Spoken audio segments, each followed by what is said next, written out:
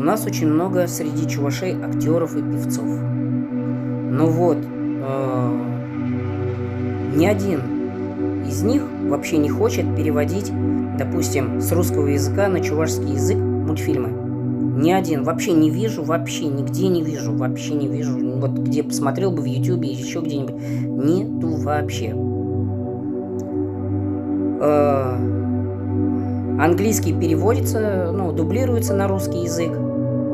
Также можно сделать и с русского перевести на чувашский язык. Но этого не делается, какое-то странное явление. Ведь дети, для того, чтобы привить детям язык, можно просто мультфильмы смотреть на чувашском языке, продублированные. Но этого нету, не было.